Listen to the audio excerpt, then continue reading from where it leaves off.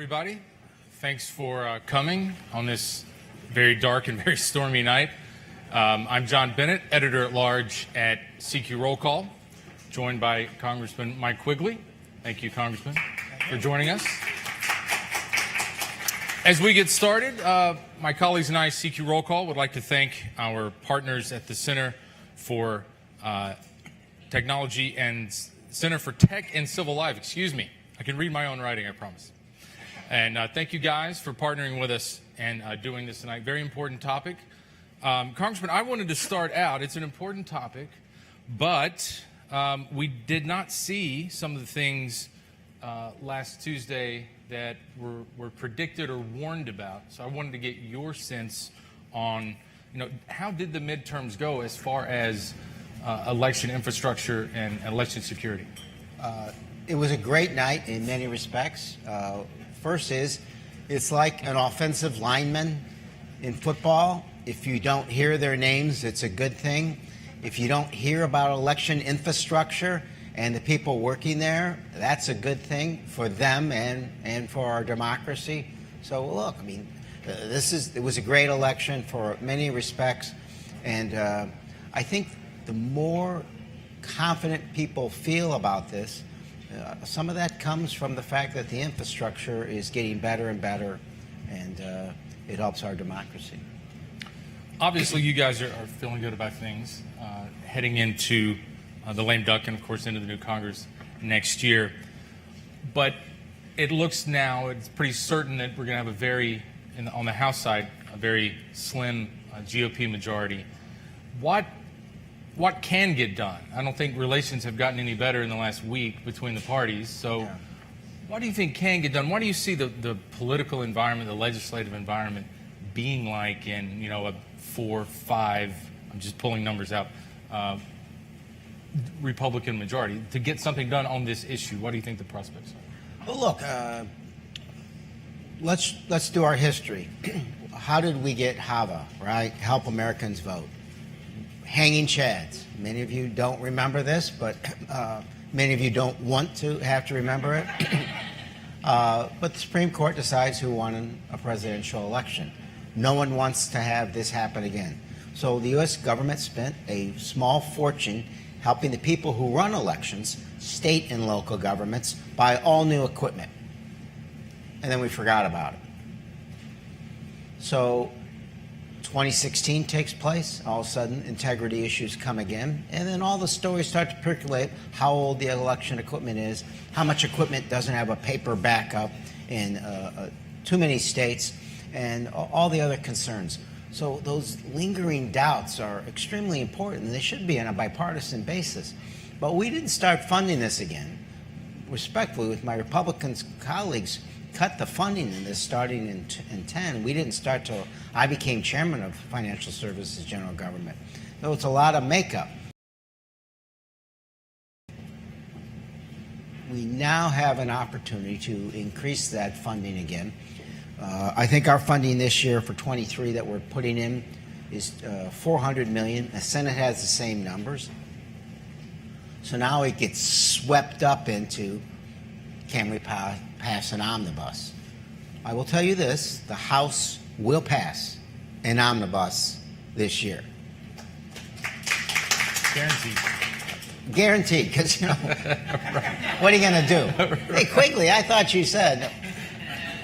So the House will do this. And, for those who say, well, what's the Senate going to do? I'll remind you that, that old story that a freshman member came up to Sam Rayburn and said, as a Democrat, we're ready to do war with the enemy, those terrible, awful Republicans. And he held up his hand and said, young man, the enemy is not the Republicans. They are our colleagues across the aisle, and we have to work with them. The enemy is the Senate.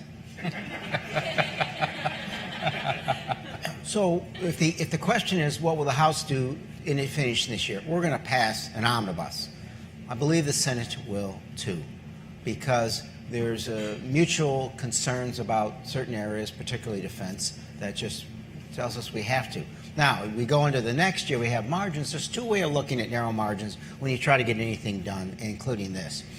One of these, if they have a big margin, then then they're free to do whatever they want, and maybe they can misbehave. I would argue that if the Republicans have a very narrow margin, their eccentrics will have an oversized influence on what they do, and this is the kind of things they like. There were Republicans who said, we don't want to do this because we're spending too much money, or election security grants, or we're telling the states what to do. Just the opposite. I mean, when we help with FEMA, we're not telling the states what to do. We're helping them through a very difficult time. So there were those who look at it that way, and I'm trying to avoid that. Then there are those who say, well, the states haven't spent all the election grant money before. Well, they've spent most of it, not all, because they know that we're not going to be consistent. There's not going to be a consistent, this is important for what you care about. There's not going to be a consistent flow of money to help them training, cameras, equipment, software. So they're hoarding, plus the stuff's expensive, and they're saving up for the big systems, and then there's the cycles that they have and how often they meet. They're going to spend it all. But if we could say, Democrat, Republican alike, to the states and locals, we're going to give you X amount for the next 10 years and somehow promise that, I think you'd see a dramatically improved infrastructure there and training systems. We have a much better system of this, but I just don't see that they are locked in on that yet. What are the biggest needs? If you can do more next year, what are the kinds of things that you would want to fund? It's different for each state. I thought it was going to be all buy new equipment, but because of the cost, for one thing, a lot of it was training, right? And education. In 2016, the Illinois State Board of Elections was hacked, and it came in through one of our contractors. And a lot of that was being aware. So some of that training can come naturally from Homeland Security and some of the other federal agencies that can help be aware of this, cyber training and so forth, the software that goes with it, buying new equipment. It was interesting, many of them bought cameras to put in their counting rooms because it helps push back against the big lie or the next round of big lies. So it's among those categories. Every state's different, and I'm not going to tell them what to do with it. How do you do more next year? Would it be do you think there's appetite enough for a standalone bill that could pass both chambers? I mean, you would need, what, 11 or 12 Senate Republicans? And I'm happy if the money that's in the bill that passed the House, the FSGG bill, led brilliantly by its chairman, that bill has $400 million. That's great. So, I'd be happy with that. And again, unlike previous years, the Senate has matched that. So if we have one of those kumbaya moments, which do happen, I was here for Act for ALS, another little kumbaya moment, and then you can go crazy. At least I know that the states are going to have this. And then a lot of this is an education process. I also think, for all you care about, again, the fact that most of the big deniers, including the big denier in the sky, lost, right? And there weren't a lot of accusations toward this. That was, again, one of the big pushbacks, right? Oh, we don't need this, right? Because of those other issues. I think it's going to build some sense of commonality, and maybe next year, working together, we can do this. Well, let me ask you about the big denier, who we're going to hear from in just a few hours from Mar-a-Lago. His influence is not going to go away, and he's going to probably announce a third White House run tonight. And as my colleagues wrote today, I forget which publication, it's only going to add to chaos on the Republican side, and it's going to fuel that within the public. This election denying, this skepticism. So how can Congress help get at that part of it? It's almost a de-radicalization campaign, which U.S. government has had trouble overseas with. So what can Congress do to help with that here at home? Again, I think this election helps. This didn't work last time. It was a formula for losing. So I think leading by example, especially on the Republican side, we lost, we'll get you next time, and not throwing that out. So I think this election goes a long way toward that end. Okay, great. Well, Congressman, we're almost out of time. I know you've got some more meetings, so we're going to get you out of here. I know the rain always slows us all down here, so I'll give you a few more minutes to get back to your office. Everyone, round of applause for Congressman Quigley. Thank you very much. That was great. Okay. Now we're going to hear from some industry experts. We've got a great panel for you guys. Just going to allow them to step on stage here.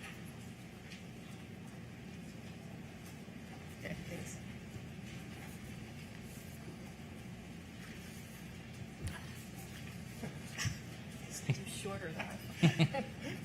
This is a hard All right, we got a really good panel lined up here. I'll introduce everyone. Jennifer Morrell, she is a former local elections official from, can you pronounce that county for me, please? Weaver County, Utah, and Arapahoe County, Colorado. That's the one. Thank you. Thank you. And next up we have Ashish Shana. He's Chief of Staff for the Institute for Responsive Government. Thanks for coming. Thank you. And we have Alice Miller. She's Executive Director of the D.C. Board of Elections right here in the District of Columbia. Thank you for I coming. am the former executive director. Former Executive Director. Our executive director is actually sitting out in the panel, but I'm still with the board Okay. as senior policy analyst. Great. Okay. Well, guys, I wanted to start in a similar place that I did with the congressman, and maybe from a broader perspective, how did the midterms go? You know, the congressman said it went pretty well, and I love the offensive lineman. As a former offensive lineman, he's exactly right. If you didn't hear about us, we probably won the game. So how did it go? Where were maybe some trouble spots? What were some lessons that Congress and state local governments administration can start analyzing? Jennifer? Sure. So we did hear from election officials, though, in a really meaningful way, and I think it was a huge success, meaning we started to see some real gains in communication. We saw election offices utilizing videos, social media, tours, town hall meetings to really get out the message that, one, elections are ran by professionals, that elections are ran by human beings, and sometimes mistakes do happen, but that doesn't mean that fraud occurs. And also to really continue to educate voters and the public and candidates about how this whole process works and kind of setting expectations. So I think from that perspective, last Tuesday was a huge success.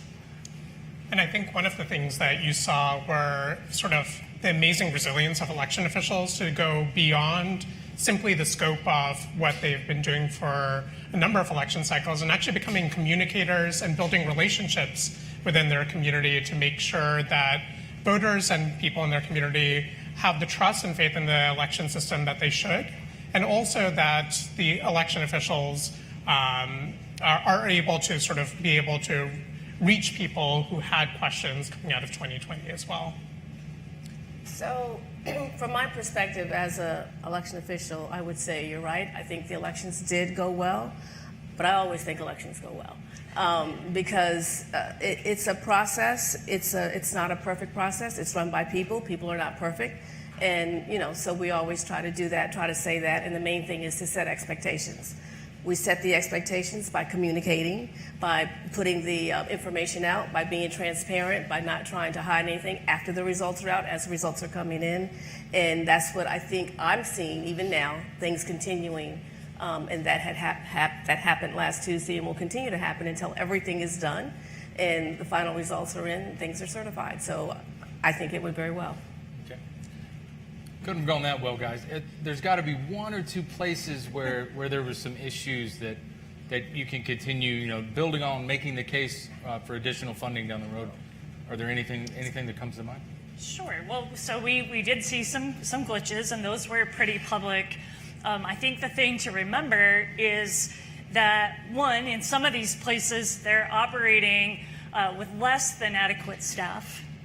We know, for example, Maricopa is one of those places. That's a large number of voters to support. It's a really large number of temporary and permanent staff that is challenging for any office, but especially a larger office such as that. We've all struggled getting service at different places. Well, election offices are dealing with that too. They don't have the funds to attract the workers that they need. They're also operating in inadequate spaces. So often you'll go into a local election office, they are not purpose-built for modern elections and not built for the complexity that we need. So I think certainly there were those glitches, but hopefully with additional funding, we continue to seem to get better at that. Sure. And I think if you look at some of what happened in terms of either problems or mistakes that were made in the election, for instance, in Kern County, the county clerk is talking about how it's going to take weeks, for instance, to be able to get results reported within her county. And it's not because the election officials or election workers don't want to get results out sooner. It's simply because they don't have the equipment necessary to be able to serve what people expect, which is faster turnaround on election results. They have one tabulator for a county of that size in California. And that's not acceptable. And I think that's something where, even though it has been long sort of in the United States, like election results often take a long time to be able to get reported, we can do better. And one of the ways that we can do better is what Congressman Quigley was discussing, which is a further federal investment in election administration so that the same types of equipment and personnel and upgrades to digital technology can be made across the country that were made after HAVA provided federal funding in the early 2000s and mid-2000s. And so from my perspective, I will use my office as an example. We are severely understaffed. We are flat, period. The District of Columbia, for those of you who may not know, does both the state and local process. So where you may have the state of Maryland, for example, and they're broken out into counties, and then their county then reporting to the state. And we are doing everything. We're registering voters, we're identifying polling places, we're training poll workers, we are, issuing the ballots, we're tabulating the ballots. We are doing all of that. Now, we have a staff, full-time staff of 50 or less doing all of that. We hire part-time folks, right? But it is unbelievable. Like, we have to train 3,000 poll workers, right? And we're training them in a very short period of time. Then we have to hope they remember what we trained them for over this period of time, from the time we start training in June to when they go out for the election in November, right? So this is all things that we need to look at. And then the equipment. There's always constant changes to the equipment and an equipment breakdown. And do we have enough? If this equipment breaks down in precinct over here or vote center over here, are we going to be able to go to our warehouse and grab equipment to get it back? And who's going to do that, right? And how are we going to get it there? Do we have the transportation to get it there? Is there going to be someone in the warehouse to fix? Is it going to need to be programmed? Do we have extra equipment programmed? We're doing all of that. And I don't think anyone really appreciates it, but they do want to know, when are we going to get the results? Okay, well, let's talk about that. Getting the results from our perspective means going through the ballots that are coming in. We are now mailing everyone a ballot, but they have an option of either doing the mail ballot or voting in person at any vote center. So everything that comes through the mail, we verify signatures. So there is a staff that's needed for that. That means opening the ballots, looking at the signatures, going into the our polling. Our registration system, looking at and doing, a check. And if there's a problem with that ballot, we're not going to reject it. What are we going to do? We're going to give the voter an opportunity to cure it. So what does that mean? That means reaching out to the voter, telling the voter, I'm just going through this because it is all necessary, but it all comes with a cost. And the cost involves equipment, it involves staffing, it involves location, facilities, venue, all of that. And we don't have it. And I feel like this is something that you're going to find across the country. So the Election Infrastructure Initiative did a needs assessment across 33 states, talking with local election officials about some of what they were seeing. And what Alice, you're describing is exactly the situation across the country. Equipment that's over a decade old, that's far past the time life expectancy for some of this equipment, and certainly is not meeting the current needs in election offices. ultimately elections is an operations challenge, and it is something that is solvable if we invest in the right personnel, the right equipment, and provide resources for election officials to do what they know how to do best. And they want to do it. And they Right. want to do it. I'll give you a real life example. Friday night, for example, Thursday night, everyone was supposed to go home from our warehouse operation. So we thought they were leaving, 10:30. We got another 2 hours. We'll finish these ballots. Okay, midnight, that's fine. We get a text message literally at 7 o'clock. We are just leaving. In the morning, a.m., 7 a.m. We are just leaving. We have 1,700 more. We can finish these up. Should we do it? No. You've done enough. Go home. As a That's voter real. in DC, thank you. By the way, that's amazing. That is real, okay?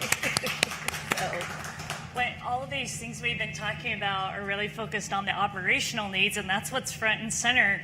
There's also the complexity of the security needs, Exactly. both the physical security, so securing the building, keeping people safe. Certainly we saw a great collaboration, or an improved collaboration, I guess, with local law enforcement. But then there's the part that you don't see, and that's cybersecurity. As the congressman mentioned, the issue that happened several years ago in Illinois, we continue to see a need for resources, I think above and beyond even what we're getting from our federal partners, in helping jurisdictions with something that right now they're just not equipped with, the people, with the technical skills to ensure all the things we know are best practices are being done to protect them in the cyber realm as well. What can Congress do to get at both the people shortage and the kinds of things, Jennifer, and everyone's mentioned up here? Is the existing legislation, is it just a good first step? Is it even better than a good first step? And then what needs to come behind it? And I feel like this is something where, thanks to people like Congressman Quigley's leadership and others in the Senate, there's broad consensus in the House and Senate for a $400 million appropriation from the federal government to help support election officials in the administration of elections. And yet that's also just a down payment on the broader need.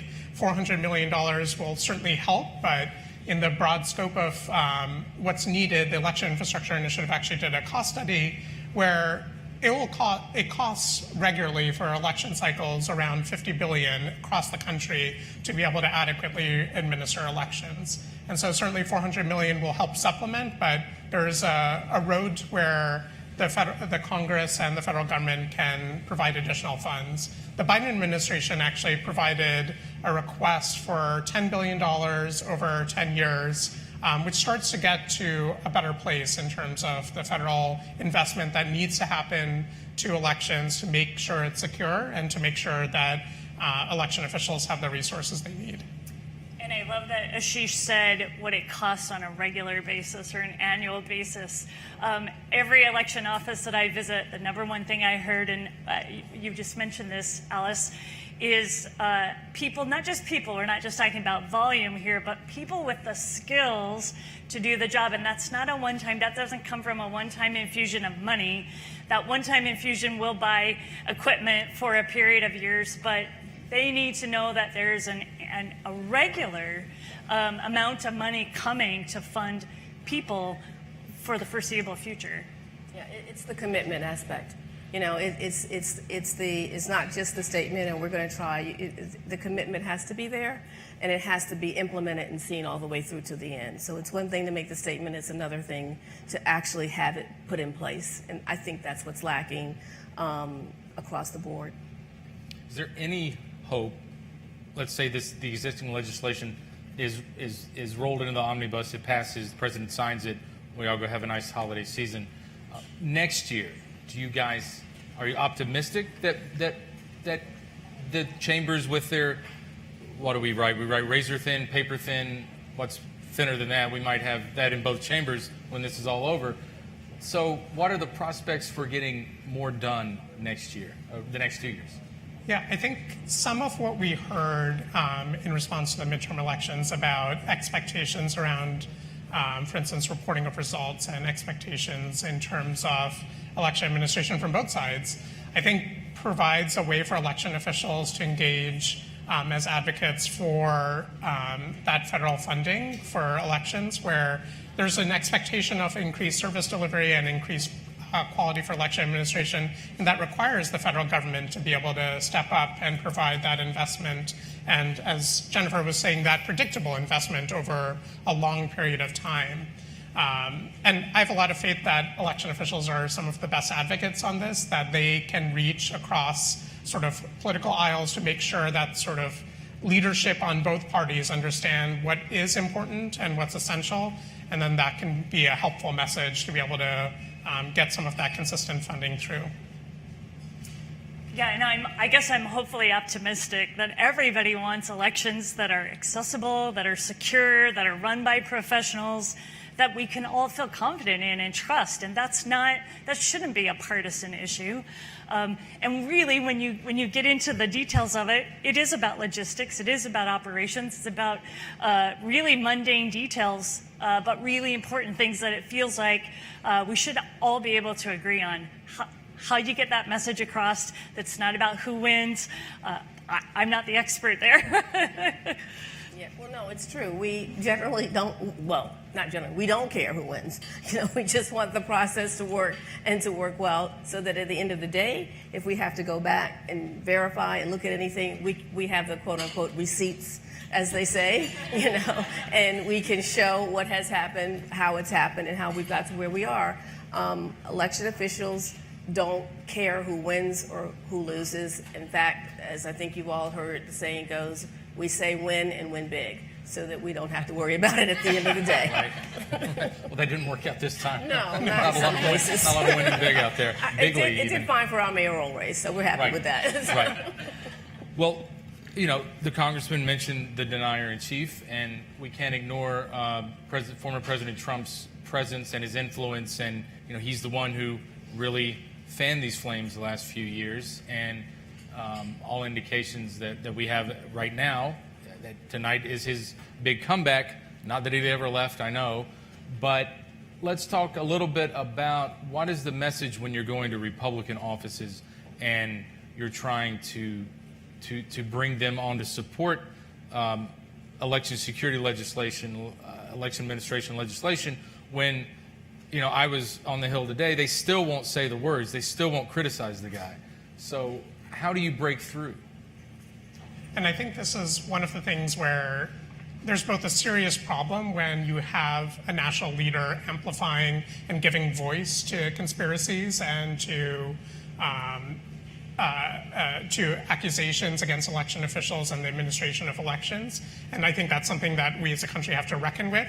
And the second part of that is, I think election officials have been doing since 2020, which is not in their job responsibility, shouldn't be in their job responsibility, but doing the work to build relationships both with people within their own community, but also lawmakers, to show and make sure that lawmakers understand that the administration of elections in the United States, while it could certainly use significant investment and significant support from the federal government, are being done accurately, are being done with election officials who are professional and making sort of the best effort with the resources they have to run elections fairly. And I think those election officials in the jurisdictions of those lawmakers who Trump may reach are some of the best advocates. And we saw that in Georgia, where there was an attempt to circumvent and to impugn the elections there, and the election officials and the Secretary of State were able to stand up to that. And I think that's more of what the country needs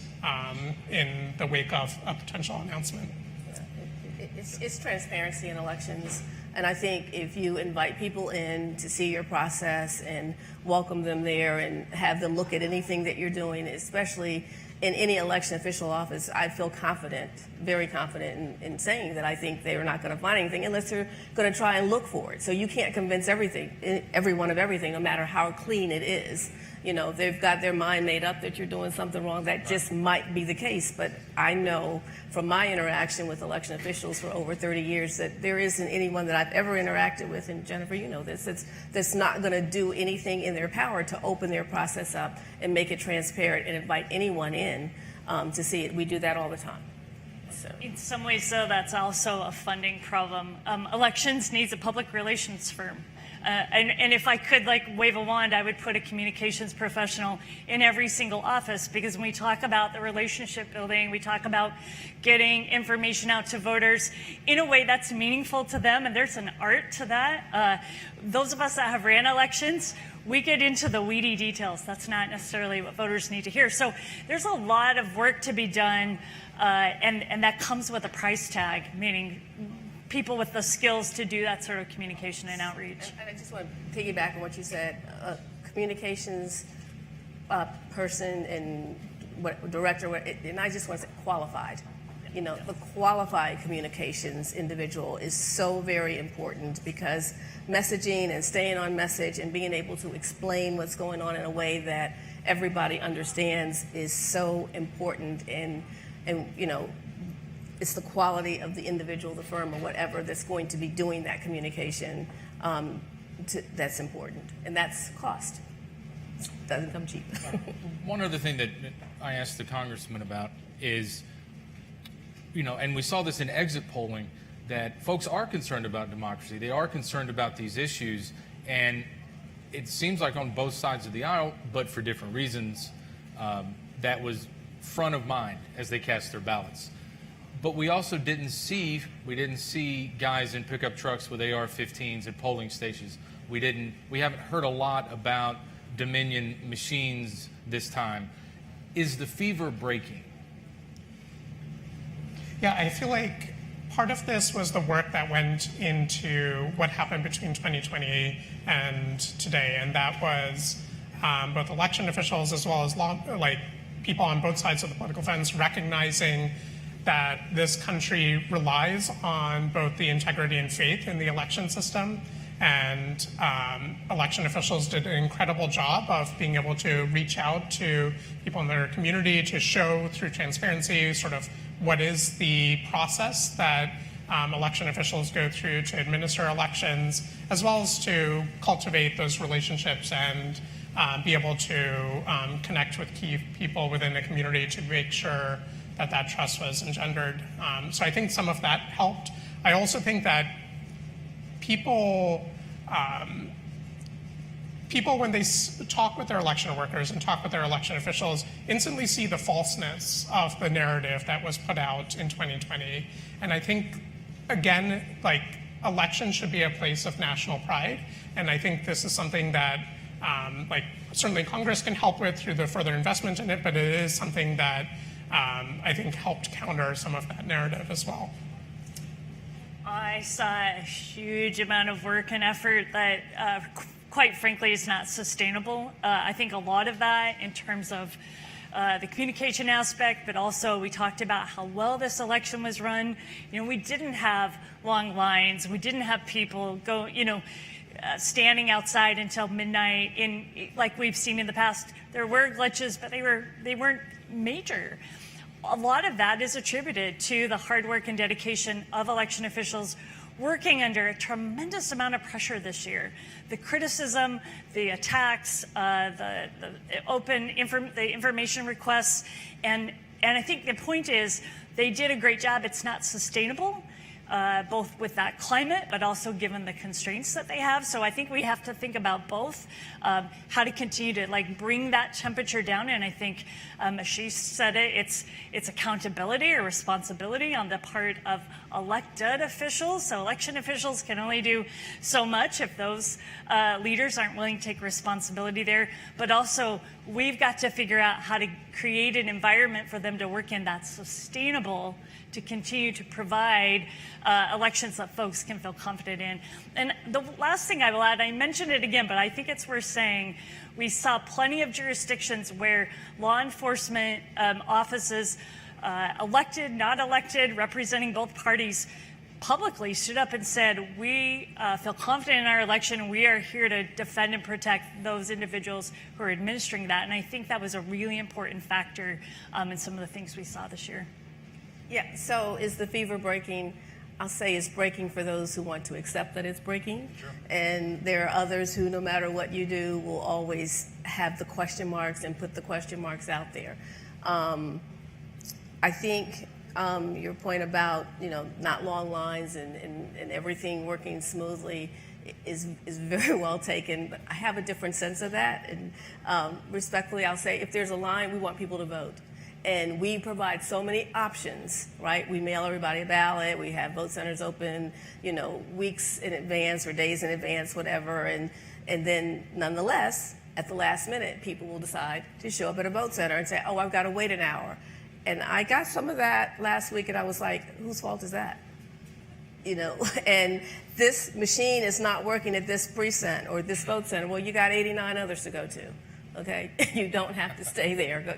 So I'm just saying it is what we accept as being okay and how we respond to it. And then there are those who are going to always create a problem and always create issues that don't necessarily have to be created. And with that, yes, then the fever breaks. Right. Well, usually these things begin with a joke. Let me end with an attempt at a joke. An attempt at a joke on Election Day by me. And this is the lesson. Do not take reporter humor out into the public. Keep it in the newsroom. Keep it in the press gallery. I was waiting at my D.C. polling station in Ward 3. On Election Day. On Election Day. And, right. And, right. And the touch screens, there was a line for the touch screens, and the very helpful poll worker asked me, "Sir, would you like to instead do a paper ballot? You wouldn't have to wait." I said, and here comes the reporter humor, "Well, those look like Dominion machines, so maybe you're right." Oh, no. And she smiled and said, "Here's your ballot." So a shout out to that election worker, wherever she may be tonight. She handled that nicely. And again, don't try reporter humor out there, folks. They're not Dominion machines. Joke's on me yet again. Thank you to the panel for a great discussion. Thanks for coming out on this rainy night, and thank you for continuing to work on this issue. Thank you.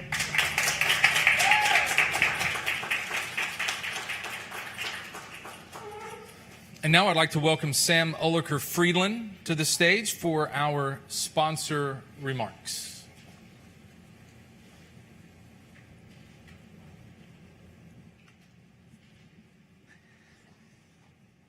He's going with a handheld mic like the president has recently, I see. Hi, everyone. Is this on? Hello. Thank you to our panelists. Thank you to John for moderating. What an incredible panel. My name is Sam Ulliker-Friedland. I run the Institute for Responsive Government, which is one of the core partner organizations in the Election Infrastructure Initiative.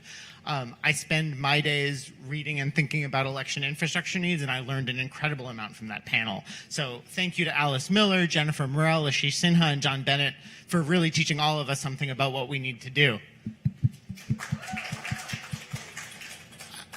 I was watching the panel, and I wanted to provide a few closing remarks on behalf of the Election Infrastructure Initiative. I really think there were sort of three main themes that I saw from our panel today. One, we're really doing this. We're doing this for a reason. Democracy is under an unprecedented threat. I've never seen anything like this in my professional lifetime. I think that's true for everyone working in the democracy space. And election officials are our secret weapon against that threat. I think, as Ashish said, when you see election officials talk, when you hear what they have to say, that's the absolute best thing you can do to combat lies, because you hear experts and you can hear that they're speaking the truth. And I think what this project really is, what the initiative really is arming election officials with what they need to speak the truth, to run good elections, to provide voters options about how to cast their ballot and participate in democracy, and then really build a system that creates verifiable, truthful results that the entire country can get behind. And that's why we're all doing this. I think it's the second thing that I'm thinking about after this panel is really, what Director Miller was saying about how the commitment needs to be there, though. This is something that Congress needs to step up to fund. This is what we're asking today. As Ashish mentioned, the 10-year cost to run elections in our country is $54 billion, and we are not funding that currently at the level we need to be. That this $400 million that Congress is considering now will be an incredibly important down payment towards that $54 billion. I want to also second the thanks to the White House for stepping up and requesting that $10 billion over 10 years. That is an even more important down payment to what we need for election infrastructure.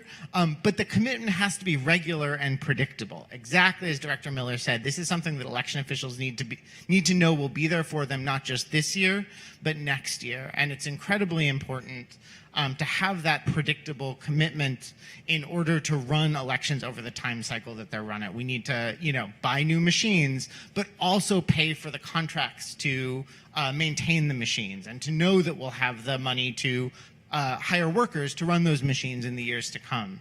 And so we really do need that high level of funding every year in a predictable fashion so that election officials have what they need. I wanted to get the quote from Jennifer Wright that was my third point because it really struck me from the panel. It's the mundane details that we all should be able to agree on. That's incredibly important because I want to sort of sit here and remind everyone of something that I think we all know, but elections are not run at the state level in the United States. There are nearly 8,000 local election jurisdictions across the country, town clerks, county auditors, boards of election who are Republicans, Democrats, nonpartisan, rural, urban, Western, Southern, Eastern, that are doing the day-to-day work of hiring workers, purchasing machines, auditing results, all of the things that need to happen to make our democracy work. Most of this work is not sexy. Most of this work does not make the national news. As we heard today, when things don't go wrong, we mostly don't hear about it, and that's a good thing.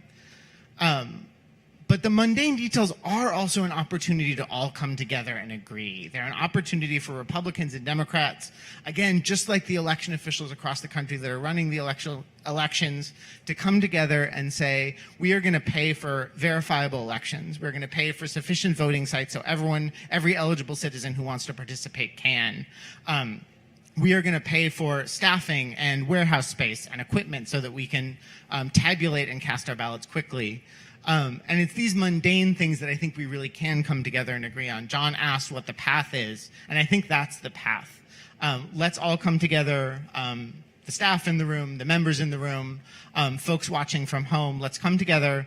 Let's support the election officials that really are the scaffolding of our democracy. And let's come together and provide them the resources, the mundane resources they need to keep democracy going. So thank you for your support tonight. Thank you for coming out here. Thank you for supporting the Election Infrastructure Initiative. And let's go get this done. Thanks so much. Thank you. Well, everybody, that's it for us, for our panel, for Sam, for the Congressman. How about a round of applause?